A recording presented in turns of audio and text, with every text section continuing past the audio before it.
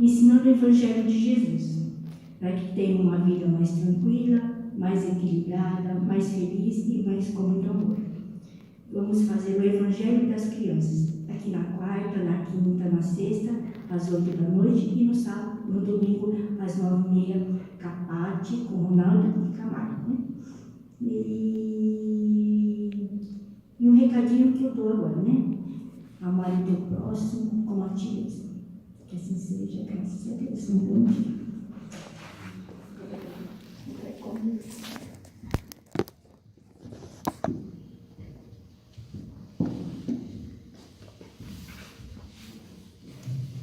Bom dia. Bom dia. É sempre uma alegria a gente estar junto, começando a semana com Jesus, né?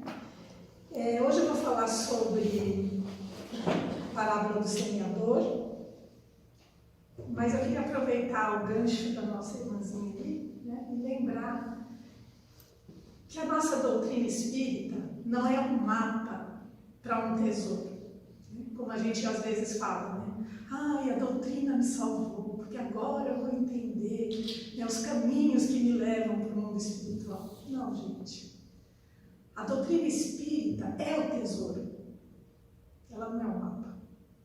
Porque a doutrina espírita faz com que a gente compreenda, aqui ainda encarnados, porque somos imortais, somos espíritos imortais. E esses valores terrenos que ela colocou, né? Ai, nós estamos ficando velhinho, isso é tudo uma tolice, né? Porque quem aproveitou a juventude, a infância, junto com Jesus, tornou uma fase adulta enraizado em Jesus, quando chega já na fase senil, está tranquilo, porque está com tesouro, o maior tesouro aqui, ó, que é o nosso Pai. Tesouro de Deus, ele não está no templo, na igreja, né? Sei lá onde vocês imaginam, ele está aqui, dentro de cada um de nós. E acessar esse tesouro é a doutrina que faz a gente abrir os olhos. Eu insisto em dizer, somos todos ainda sonâmbulos, caminhando pelo mundo terreno, esquecidos deste Pai que está aqui, ó, falando, orientando dentro. Sabe aquela voz da consciência que fala para você com amor e você por vezes fala assim, imagina, não vou fazer isso não, porque o mundo terreno não tem nada a ver com isso. É essa voz que a gente tem que ouvir, é esse tesouro que a doutrina ilumina e faz a gente acordar.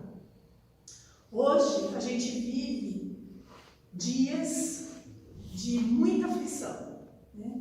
A gente tem visto lares desestruturados, famílias arrebentadas, né? Porque nutrem amores superficiais. Ah, hoje não está bom aqui, eu vou ali, né? Crianças que não vêm para a evangelização infantil. Ah, porque a criança está com frio. Não, porque a própria família não tem estrutura para entender que Jesus é o caminho, a verdade e a vida. Então não se importam em trazer as crianças, porque ainda acham que estão ganhando dinheiro e elas têm o que elas precisam dentro de casa. Estão alimentadas, estão agasalhadas, como se isso bastasse. Não basta, não basta. Existem muitos pequenos que estão lá fora, com frio, com fome, mas tem muito mais a presença de Deus, porque os pais já compreenderam que é esse altar dentro é que fortalece. E essas grandes avalanches que acontecem hoje em nossas vidas, as guerras, né, que acontecem inclusive por aí, graças a Deus que o nosso Brasil tem outras guerras, né, que a gente acha que está melhor e talvez não esteja, né, porque o número de pessoas mortas no Brasil assusta, porque é pior do que países que estão em guerras, né? Mas quando a gente lembra de toda essa dor e todo esse sofrimento, a gente lembra de Jesus, né? E lembra que ele, um dia, há 2000 anos atrás, nas margens do Tiberíades, quando aquela multidão atrás dele, sempre atrás dele, né? Porque ainda naquela época, como hoje, as pessoas corriam atrás de milagres, de curas. E Jesus, sabedor, né, de que tudo aquilo era o início, era o começo de tudo, muito tranquilo, com o seu altar limpo, brilhando dentro dele, com o Pai falando alto dentro dele, ele subiu no barquinho, né, e aí eu vou contar a parábola para vocês do semeador. Então, ele subiu no barquinho dele e falando ainda bem na margem, né, com todo mundo ali ouvindo,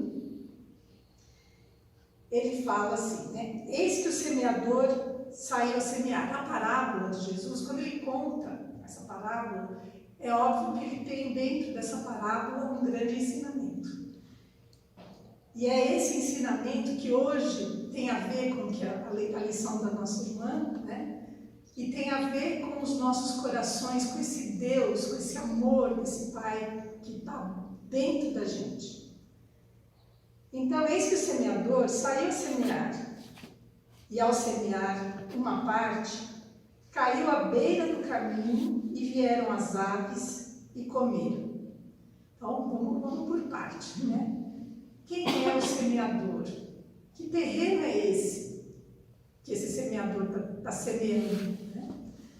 O semeador é Deus, é Jesus, que traz as sementes importantes nas nossas vidas, de espíritos que somos filhos desse Pai. Nós todos somos destinados à perfeição. Estamos hoje encarnados na Terra para aprender a ser gente. Nós não estamos aqui encarnados porque a gente precisa ser anjo. Às vezes a gente fala assim, eu não vou conseguir fazer magia, eu não sou perfeito ainda, eu não sou anjo. Né? Não, gente. O nível de angelitude vai ser em outro lugar, não é aqui na Terra. Né? Se a gente já entendeu que a gente é um espírito imortal, que a gente está crescendo, está progredindo, a fase de anjo ainda está longe. Né? Não é aqui que a gente veio aprender a ser anjo. Aqui, Jesus, ele veio como modelo e guia da humanidade para que a gente seja humano, para que a gente seja um bom ser humano, para que a gente tenha boa vontade, para que as nossas ações sejam todas promovendo o bem, que a gente consiga criar oportunidade para que o bem aconteça. É isso. Então, o semeador é Jesus. Deus é o Pai, Jesus é o semeador, né? O agricultor, que está preocupado com o terreno. E o terreno são os nossos corações, somos nós. O nosso coração, esse é o terreno. Dentro da gente está esse Deus de amor e bondade, para que Ele possa, né, se fazer presente, se fazer à frente das nossas decisões. A gente precisa do primeiro mandamento, né? Amar a Deus de todo o nosso entendimento, com toda a nossa força. Para que a gente desperte para isso, esse terreno tem que estar limpo, tem que estar cheio de adubo, né? Aquele terreno bom para plantar e a coisa fazer acontecer. Né? Quando ele fala aqui que ele saiu para semear e uma parte caiu à beira do caminho, a gente vai comparar a agricultura hoje nossa com a agricultura daquela época, é diferente. Quando Jesus falava, ele falava para a agricultura daquela época. Hoje em dia existe aquele maquinário todo, né? O pessoal passa aqueles tratores, revolve a terra, limpa tudo, depois é que vai jogar semente. Naquela época, as pessoas colhiam, né, o que tinha que ser colhido do terreno, e o terreno ficava todo bagunçado, né, porque colhia, mexia na terra, lá, fazia aquela alvoroço, pisava em tudo para poder fazer a colheita. E a terra ficava toda machucada, então tinha espinhos das plantas que quebravam na hora da colheita, tinha pedregulho, tinha de tudo, né? Mas eles não preparavam a terra, eles já jogavam a semente por sobre aquela terra mesmo, né? E depois eles iam colher de novo. Então era uma coisa mais rústica, não tinha tanto preparo, nem tanto entendimento assim do que acontecia com a terra para que houvesse uma coisa mais trabalhada. Então era coisa feita mais, né, nas pressas, assim, colhia, já jogava semente. Então, quando ele fala aqui que essa parte caía à beira do caminho e vieram as aves e as comeram, ele quis dizer assim: Jesus, né, ele está jogando as virtudes nos nossos corações, nos corações de todos que estavam lá naquela época, né, que eram os nossos provavelmente, né? E quando ele jogava, como nada estava preparado, estava tudo meio solto ainda, né, como a terra que fica toda misturada ali, ele jogava semente e ia cair por sobre ali várias pessoas. Só que muitas coisas do caminho, né, que são as aves, né, o sol, muitas coisas externas, né, do mundo exterior, iam fazer com que aquela semente não se aprofundasse na terra, não brotasse. E quando a gente transfere isso para o nosso dia a dia, muitas vezes a gente está lá vivendo o nosso mundo lá fora e sai assunto de religião, né? Sai assunto de situações que a gente vive e às vezes uma pessoa reclama: estou sofrendo, estou passando. Vai na religião, por que você não procura uma religião? Aí a pessoa na hora fala assim: o que podia ser, né? Naquele momento acende alguma coisa, dali a pouco ela começa a conversar de outra coisa e ela já esqueceu. É mais ou menos isso. Por quê? Aquele coração, ele ainda está muito frágil. Aquela terra ainda está muito hostil. Ela não consegue perceber a força daquela semente, né? Então, todas as coisas externas, as palavras das outras pessoas, os convites para outros lugares, soam mais alto. A vida material fala mais alto do que a vida espiritual, que é o valor daquela semente, que iria ser colocada no coração para que ela se fortalecesse e descobrisse esse altar divino que ela tem dentro dela. Então, esse primeiro estágio dessa semente é aquela semente que fica bem na superfície e que aquele coração ainda está tão sem adubo, né? Está tão fraquinho, que tudo aquilo que é jogado por sobre ali não faz muito sentido para ele. Ainda as coisas do mundo material falam mais alto. Fala mais alto: eu tenho que trabalhar. Fala mais alto: eu tenho que sair com meus amigos. Fala mais alto: deixa as crianças em casa dormindo, porque não precisa ainda falar de Jesus, de besteira, de bobagem, elas não vão entender nada, né? Então, esse é o primeiro estágio da semente. Jesus continua: outra parte caiu sobre solo pedregoso, onde não havia muita terra, e brotou imediatamente, por não haver profundidade de terra.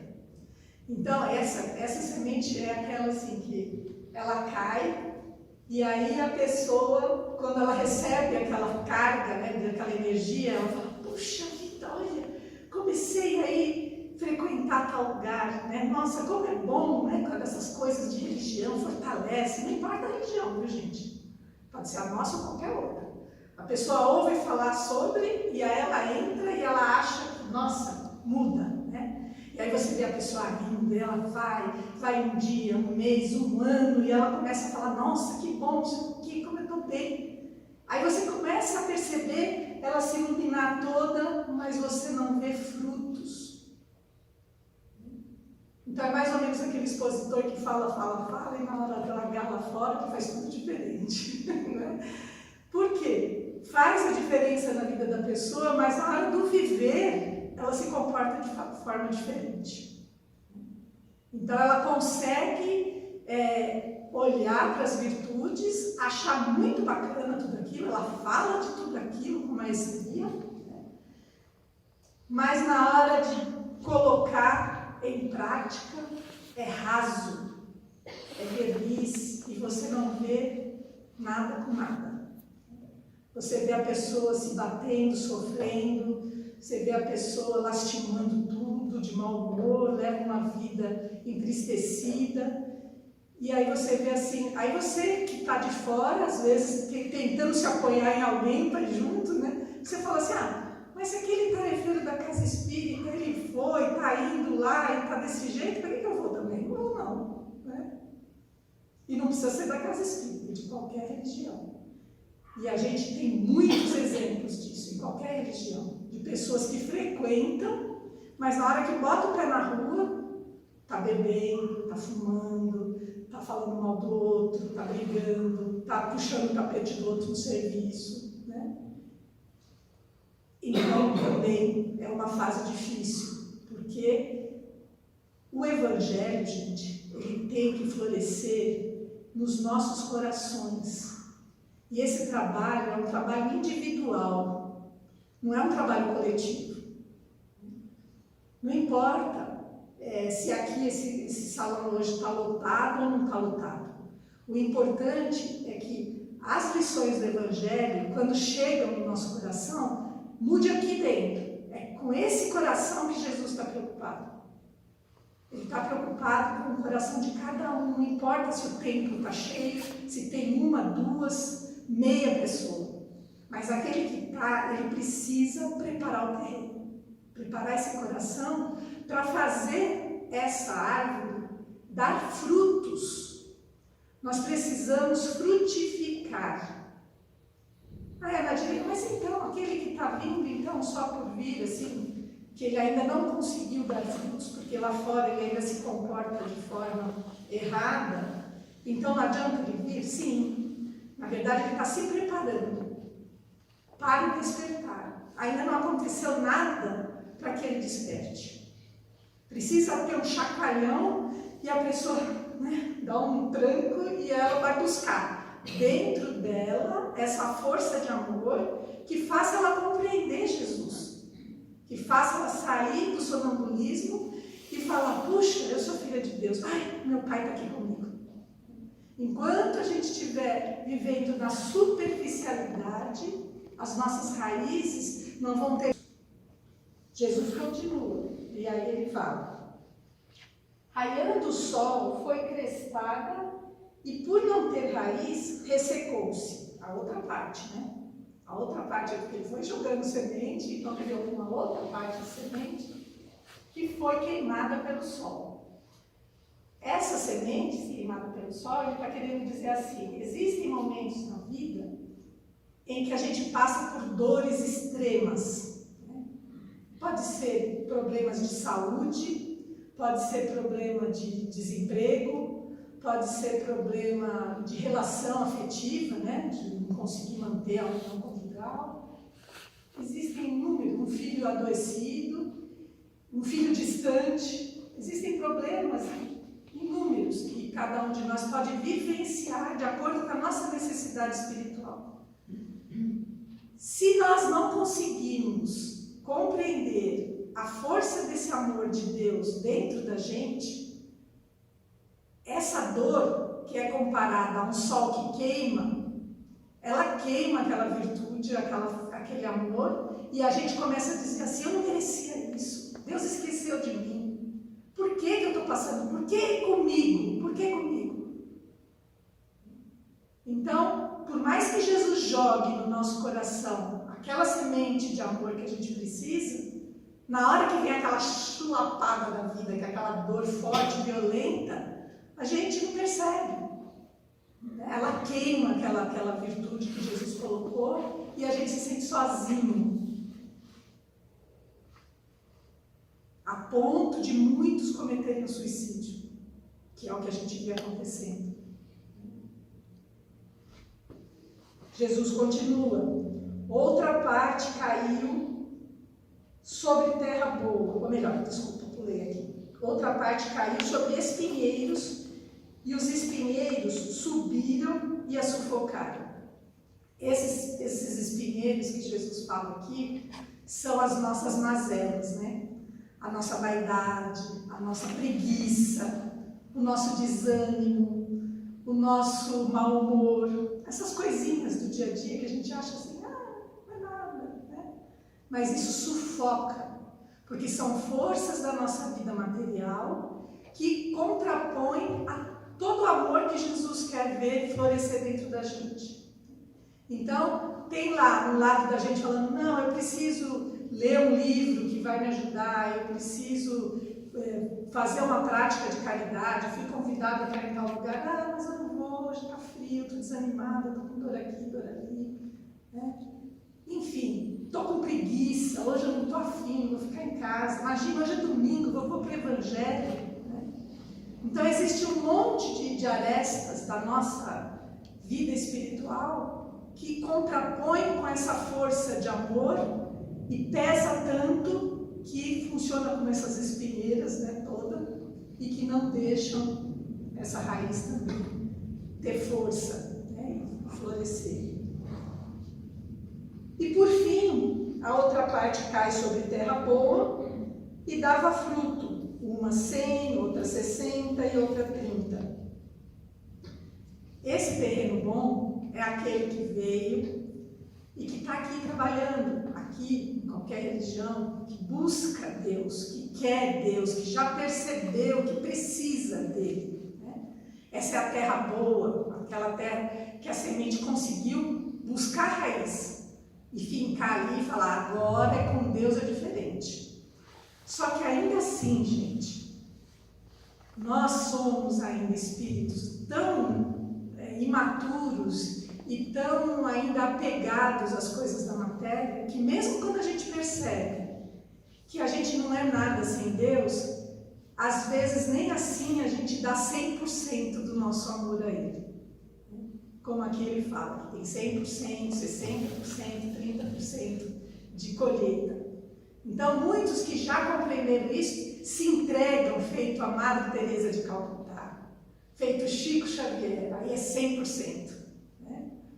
Outros tarefeiros, talvez, eu não vou saber dizer, né, porque quem sou eu para julgar cada um deles, né? A gente chuta logo o Chico e a Madre Teresa de Calcutá, que são expoentes, né? Mas os outros não dá para comparar quem é 60 ou quem é 30. Mas a gente tem uma noção do que Jesus quer dizer com isso. O terreno, apesar de bom, nem sempre ele consegue fazer aquela entrega total à espiritualidade. Ele quer viver alguma coisa da vida material, né? E aí ele não rende tudo que ele poderia render. Mas Jesus adverte no fim, quem tem ouvidos, ouça.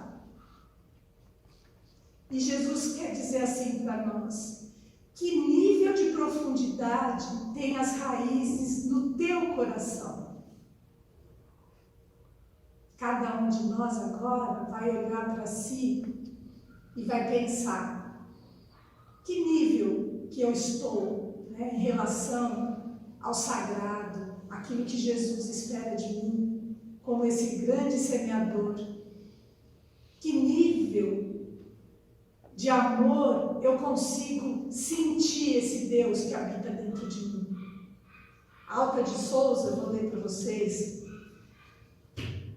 uma poetisa maravilhosa, ela falou, através das mãos do Chico, a respeito desse templo de amor, desse coração rico, né, desse solo bom que a gente tem que ter. E ela diz assim, volve ao teu templo interno abandonado, a mais alta de todas as capelas, e as respostas mais lúcidas e belas hão de trazer-te alegre e deslumbrado. Ouve o teu coração em cada prece, ouve Deus falando dentro de você. Deus responde em ti mesmo e te esclarece, com a força eterna da consolação.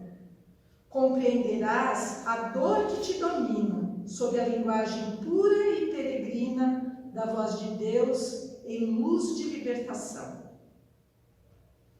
Aquele que está, não vou dizer nem 100% desse terreno, né? Mas aquele que já conseguiu deixar esse Deus, esse Pai de amor, né, com a sua semente, que é Jesus, a Boa Nova. Jesus é o Evangelho vivo, é a Boa Nova.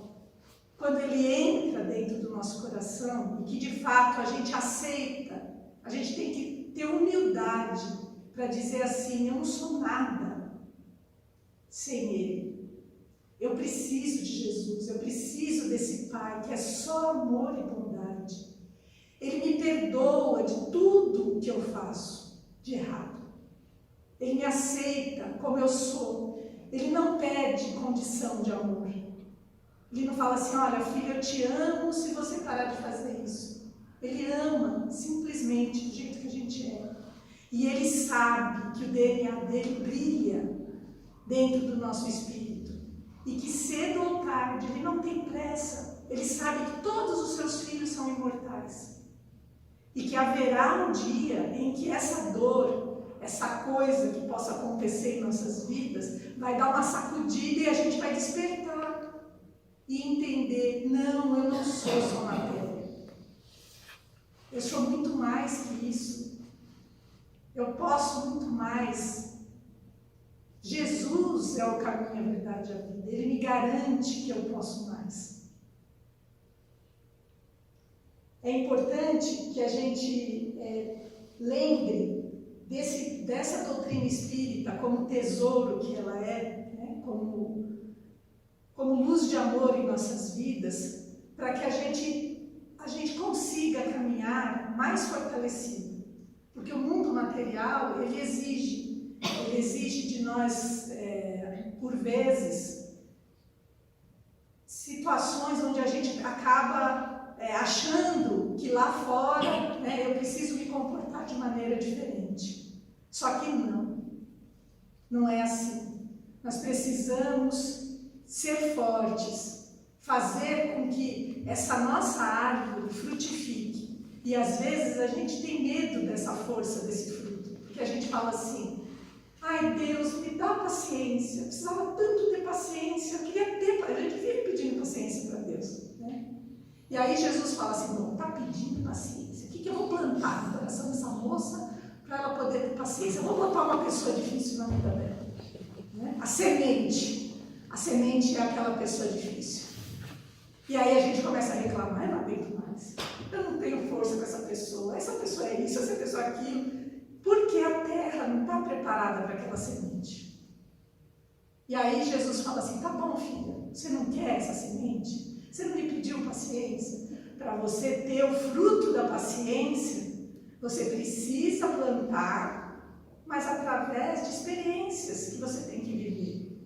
Essa pessoa difícil vai fazer você ter a paciência, vai fazer você ter o fruto da paciência. Se você não quiser, eu tiro, mas aí você vai continuar sofrendo. E é isso. Às vezes a gente fala, eu queria tanto ter paz. Mas na hora que Jesus planta a semente da paz na nossa vida, a gente se bate e sofre e não compreende que aquela semente precisa enraizar. E é através do sofrimento, é através do esforço, da luta, da perseverança, que se faz um espírito forte. Nenhum espírito se fortalece sem luta. Aquela criança que é mimadinha, que a gente protege, que a gente não deixa para lugar nenhum, que não quer vir para o Evangelho, a gente deixa em casa dormindo, e que a gente não insiste, porque a gente fica com dozinha, né? Ela vai reagir de forma muito diferente do que aquelas que estão vindo para o Evangelho, acordando cedo, passando um pouquinho de frio, que elas vêm com aquela preguicinha, mas vem que a família vai junto, né? Elas se preparam. Então são sementes que aguentam o tranco. Tudo aquilo que fica muito abafado ali, protegido, é frágil. E Jesus, esse grande agricultor maravilhoso, né? Ele insiste, viu? Porque ele sabe, ele conhece os nossos corações, porque ele e o Pai, eles são um. Ele sabe, ele nos conhece pelo nome. E ele sabe, aquele coração que já tem uma terra boa e aquele que não tem. E às vezes ele dá o teste e espera doer para ele poder pegar no colo um pouco, falar, filho, vai fundo, eu estou com você. Só que às vezes a gente não quer, a gente não ouve, a gente é surdo. Eu falo que aliás, não sou eu que falei, eu vi no lugar, não sabia agora onde, que a doutrina espírita é a linguagem de Libras, né? Porque ela fala para surdo, porque todos nós somos surdos, porque a gente não quer ouvir Deus, Deus está dentro da gente. As leis divinas, eu falo que elas funcionam como GPS, que a gente sabe muito bem quando a gente está fazendo bobagem, e a gente sente aquela coisinha ruim no coração, mas a gente acha que a gente é o tal, né? Que a gente se coloca no centro de tudo, esquece de Deus e vai e quebra a cara. Mas a doutrina espírita, ela tem essa linguagem de Libras que fala assim, você é surdo, meu, mas eu estou aqui te falando. Estou te mostrando por sinais que vão acontecendo na tua vida, já que você não quer ouvir Deus, tenta ver os sinais que estão acontecendo na tua vida e você vai ver qual é o caminho que você tem que ir. Você pode, você tem força, você é filho de Deus. Então, que todos nós possamos lembrar, né, que somos todos filhos desse Pai amoroso, que esse altar precisa estar fortalecido. E Emmanuel, ele é o cara, né?